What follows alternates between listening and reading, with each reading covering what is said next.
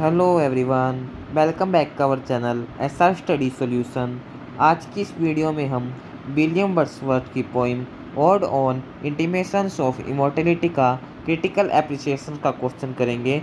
बिल्कुल easy answer होगा, आपको बस केयरफुली तरीके से पढ़ना है। Critical appreciation of ode intimation of immortality, जो कि 60 मार्क्स के लिए एमए के एग्ज़ाम में क्वेश्चन आता है। सबसे पहले हम इंट्रोडक्शन करेंगे, और जैसे ही हम क्वेश्चन के आंसर की स्टार्ट करें उससे पहले मैं आपको थोड़ा सा बता देता हूँ कि odd on intimations of immortality में जो वर्ड्सवर्थ है हमारे, वो क्या कहते हैं। यह पोइम वर्ड्सवर्थ ने बचपन की खुशियों और आत्मा की अमरता पर लिखी है। वर्ड्सवर्थ बताते हैं कि बचपन में हम भगवान के बहुत करीब होते हैं, और बचपन की जो यादें हैं वो हमें आत्मा की अमरता का एहसास कराती है। यानी कि जो आत्मा होती है, सोल होती है, वो अमर होती है, वो कभी भी नहीं मरती। और जैसे जैसे हम बड़े होते हैं, बचपन की जो खुशी है वो कम होती चली जाती है। लेकिन जो बचपन की जो यादें हैं और जो नेचर के साथ हमने जीवन का बिताया है जो बचपन में, वो हमें ताकत देता है। तो कभी हमें यही सिखाता है कि जो बचपन की खुशियाँ हैं और जो आत्मा की अमरता है, उस पर विश्वास रखना चाहिए। ये सब कुछ odd on intimations of immortality में पोएट हमें बताता है। यानी कि कुल मिलाकर उसने जो बचपन का समय है उसको डिस्कस किया है कि बचपन में हम नेचर के बहुत करीब होते हैं, हम स्वर्ग से आते हैं, यानी कि भगवान से आते हैं, और जैसे जैसे बड़े होते जाते हैं हम उस खुशी को भूल जाते हैं जो हमने बचपन में व्यतीत करी थी। लेकिन उनको याद करके हम जीवन में शक्ति और शांति पा सकते हैं। चलिए हम इसका इंट्रोडक्शन करते हैं। William Wordsworth is called the poet of nature. William Wordsworth को प्रकृति का कवि भी कहा जाता है। यानी कि विलियम वर्ड्सवर्थ जो है वो नेचर के बारे में लिखते हैं ज़्यादातर। His poem ode intimations of immortality 1807, यानी कि 1807 में ये पब्लिश्ड हुई थी, is one of his greatest odes. William Wordsworth ने बहुत ज़्यादा ओड्स लिखी, यह उनमें से एक पोएम है। और आपके नॉलेज के लिए मैं बता दूं कि ओड्स पोइम क्या होती है। ओड्स पोइम वो पोइम होती है जिसे कवि किसी चीज़ के प्रति अपनी बहुत ज़्यादा प्रशंसा और आदर को व्यक्त करने के लिए लिखता है, और इसमें भावनाओं की गहराई और शब्दों का शानदार इस्तेमाल होता है। यानी कि ओड पोइम्स में कवि अपनी भावनाओं को डिस्कस करता है। और ये जो पोइम है बच्चों, वो किसी व्यक्ति, वस्तु या विचार की जो प्रशंसा है उसके लिए लिखी जाती है, और इसका उद्देश्य आमतौर पर किसी चीज़ की सुंदरता, शक्ति या महत्व को शानदार और भावुक तरीके से अभिव्यक्त करने के लिए किया जाता है। यानी कि जो पोइट होता है वो किसी चीज़ की बड़ाई करने के लिए और जो अपने अंदर की भावनाएं हैं उनको दिखाने के लिए ओड्स लिखते हैं। अभी आप ये हमारी odd on intimations of immortality है। इसमें पोएट चाइल्डहुड की मेमोरी दिखाता है और नेचर के बारे में हमें बताता है। The poem talks about childhood, memory, nature and the immortal soul of man. यानी कि यह पोएम बचपन, स्मृति यानी कि याद, प्रकृति और मनुष्य की अमर आत्मा के बारे में बात करती है। इमॉर्टल मीनिंग बच्चों एनस्वर, कभी ख़त्म ना होना। It shows both Joy and sadness in human life. यह मानव जीवन के सुख और दुख दोनों को दर्शाती है। Poetry is the breath of all knowledge. यानी कि जो पोइम है, कविता है, वो समस्त ज्ञान की श्वास है, सांस है। या फिर सरल भाषा में कहूँ तो पोएट्री के द्वारा सभी ज्ञान प्राप्त किया जा सकता है। ये हमने छोटी सी क्योट दे दी है आपके लिए ताकि एग्जामिनर को इम्प्रेस करे। आगे हम डिस्कस करते हैं meaning of the title. The title means hints of the immortal life of the soul.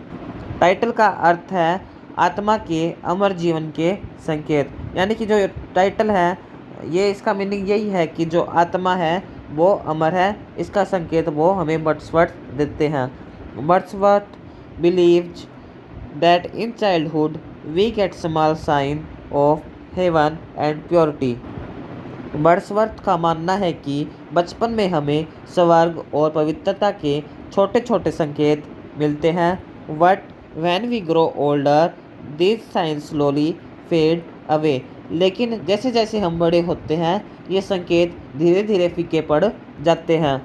यानी कि सीधी सी बात है, पोएट कहते हैं कि बचपन में हम प्रकृति से जुड़े होते हैं, लेकिन जैसे जैसे बड़े होते जाते हैं हम नेचर को भूलते जाते हैं, हम रुपए कमाने में लग जाते हैं। Immortality of the soul is true, आत्मा की अमरता सत्य है।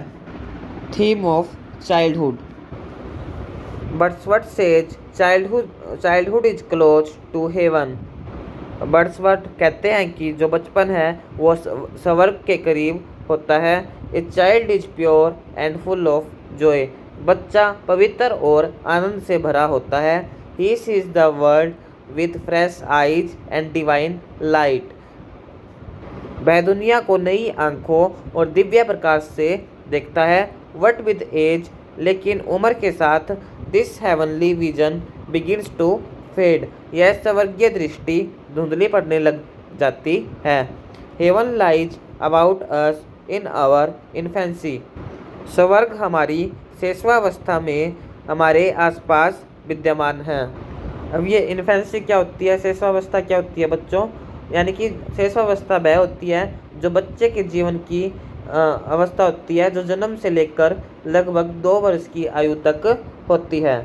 यानी कि जो पोएट है हमारे विलियम वर्ड्सवर्थ, उनका यह मानना है कि जब हम जन्म से लेकर और 2 साल तक के होते हैं तब तक हम जो स्वर्ग है उसके आसपास होते हैं, उसके निकट होते हैं। लॉस विद एज, उम्र के साथ हानि। The poet feels pain because nature looks less bright when he grows older, कवि को दुख होता है क्योंकि बड़े होने पर प्रकृति कम चमकदार लगती है। Flowers and birds are still there, जो फूल और पक्षी हैं वो अब भी हैं, but they no longer give the same heavenly joy, पर वे अब वो स्वर्गीय आनंद नहीं देते जो हमें बचपन में देते थे। The divine vision of childhood is lost, बचपन वाली दिव्य दृष्टि है वो खो गई है। Shades of the prison house begin to close, यानी कि जो जेल है, कारागार है, प्रिजन, कारागार के पर्दे बंद होने लगे हैं। Consolation in memory and nature, यानी कि स्मृति और प्रकृति में सांत्वना। कंसोलेशन होता है सांत्वना। Alto childhood Joy is lost, हालांकि जो बचपन की खुशियां हैं वो भले ही खो गई हो। The poet finds comfort in memory and in nature's lessons, फिर भी कवि को यादों और प्रकृति के पाठों में सुकून मिलता है। यानी कि जो पोएट है वो बचपन की याद करता है और जो प्रकृति के जो पाठ हैं उसमें वर्ड्सवर्थ को सुकून मिलता है। जैसे कि आपको पता ही है वर्ड्सवर्थ जो है वो एक नेचर पोइट है। अब हम अपने आप को ही लगा लो, खुद को ही लगा लो, मेरे को ही लगा लो, हम भी अपने जब बचपन की जो एल्बम की फ़ोटो देखते हैं हमें भी खुशी मिलती है, बचपन की यादें जो हैं वो ताज़ा हो जाती है और इन सभी चीज़ों को देखकर हमें थोड़े समय के लिए शांति मिलती है। यही पोइट कहना चाहता है कि जो बचपन का समय है वो कितना इम्पोर्टेंट होता है, हम नेचर के करीब होते हैं। Nature give him strength and memory of childhood gives hope, यानी कि नेचर उसे स्ट्रेंथ देती है, शक्ति देती है, and memory of childhood gives hope, और जो बचपन की यादें हैं वो उसे एक नई उम्मीद देती है। दज लाइफ इज स्टिल मीनिंगफुल, और इस प्रकार जो जीवन है वो अभी भी सार्थक है, जीवन जीने योग्य है। The meanest flower gives thoughts too deep for tears, meanest flower का मीनिंग है बच्चों यहाँ पर तुच्छ फूल, यानी कि सबसे तुच्छ फूल भी इतने गहरे विचार देते हैं कि आंसू थम नहीं सकते। स्टाइल एंड लैंग्वेज, यानी कि जो इस पोएम की स्टाइल और लैंग्वेज है वो कैसी है, भाषा और शैली। The poem is written in beautiful musical language, यह पोएम बहुत ही सुंदर संगीतमय भाषा में लिखी गई है। Wordsworth uses image of nature, heaven, childhood and memory, जो वर्ड्सवर्थ है उसने प्रकृति, स्वर्ग, बचपन और स्मृतियों के चित्रों का प्रयोग किया है। The style is simple yet full of deep truth. जो स्टाइल है, शैली है, वो सरल होते हुए भी गहन सत्य से परिपूर्ण है। This makes the ode a spiritual and emotional poem. और यही बात इस कविता को एक आध्यात्मिक और भावनात्मक कविता बनाती है। Child is father of the man. बच्चा आदमी का पिता है। ये मोस्ट इम्पोर्टेंट क्योट्स है या फिर लाइन है जो आपको एग्जाम में ज़रूर लिख कर आनी है। जिस प्रकार से हमने लिख रखा है, एक लाइन को छोड़कर और कोटेशन मार्क डालकर। नेक्स्ट अब हम कंक्लूजन करने वाले हैं critical appreciation of ode on intimations of immortality का। The ode is a masterpiece of Wordsworth. यह कविता वर्ड्सवर्थ की एक अति उत्तम रचना है, बहुत ही सुंदर रचना है। It shows the greatness of childhood, the sadness of loss and the hope of memory. यह बचपन की महानता, वियोग के दुख और समृद्धि की आशा को दर्शाती है। वियोग कैसे हो गया? क्योंकि जब हम छोटे थे प्रकृति के करीब थे, भगवान के करीब थे, लेकिन जैसे जैसे हम बड़े होते गए बचपन की खुशी कम होती रही। The poem gives a spiritual message that the human soul is eternal. यह पोयम एक आध्यात्मिक संदेश देती है कि मानव आत्मा शाश्वत है, वो कभी भी समाप्त नहीं होगी। The soul that rises with us is eternal. जो आत्मा हमारे साथ उठती है वह शाश्वत है, उसका कभी भी एंड नहीं होगा।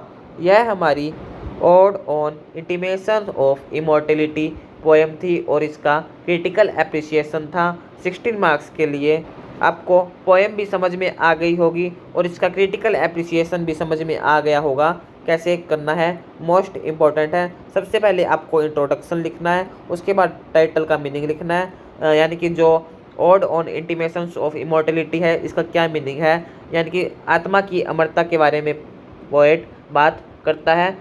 0 से 2 साल की अवस्था को शाश्वतावस्था कहा गया है, जिसमें हम प्रकृति के करीब होते हैं, भगवान के करीब होते हैं, लेकिन जैसे जैसे हम बड़े होते जाते हैं हमारी खुशी हमसे छिन जाती है, हमारी खुशियाँ कम होने लगती है। लेकिन हम जैसे ही मेमोरी के द्वारा, यादों के द्वारा हमारे बचपन को याद करते हैं तो हमें एक नई उम्मीद मिलती है। तो इस प्रकार जो आत्मा है वो शाश्वत है, वो कभी भी समाप्त नहीं होगी।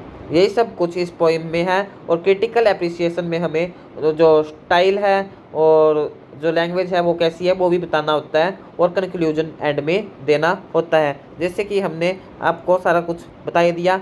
सबसे पहले इंट्रोडक्शन हो गया विलियम वर्ड्सवर्थ की पोइम का, odd on intimations of immortality का। फिर आपको एक क्वोट डाल देनी है, उसके बाद फिर टाइटल का मीनिंग जो भी मैंने आपको बताया है, और फिर एक क्वोट्स और फिर थीम ऑफ चाइल्डहुड जो मैंने आपको बताई थी। चाइल्डहुड में हम कैसे होते हैं, डिवाइन लाइट होती है, हेवनली यानी कि स्वर्ग के बिल्कुल करीब होते हैं छोटी अवस्था में। And then loss with age, जैसे जैसे हम बड़े हो जाते हैं तो हमारी जो खुशियाँ हैं वो धीरे धीरे कम होने लगती है। And then consolation in memory and nature, यानी कि मेमोरी और नेचर की वजह से हमें सांत्वना मिलती है, हमें खुशी मिलती है। Then style and language, style कैसा है, लैंग्वेज कैसी है। And then conclusion. तो ये हमारी पूरी poem ode on intimations of immortality का जो क्रिटिकल एप्रिसिएशन था वो था। नेक्स्ट वीडियो आपको किस टॉपिक पर चाहिए हमें कमेंट कर दीजिएगा, और आपको ये वीडियो कैसी लगी हमको ज़रूर बताइएगा, ताकि हमें भी पता चल सके कि हमें कितना इम्प्रूव और करना है। आपसे एक रिक्वेस्ट रहेगी, अगर वीडियो अच्छी लगी है तो ज़रूर लाइक कीजिएगा, अपने फ्रेंड्स को भी शेयर कीजिएगा ताकि उनका भी फ़ायदा हो सके, और चैनल पर नए हैं तो चैनल को भी सब्सक्राइब ज़रूर कीजिएगा। फिर मिलेंगे ऐसी ही एक और वीडियो के साथ। बने रहें SR स्टडी सॉल्यूशन के साथ। Thank you, bye bye.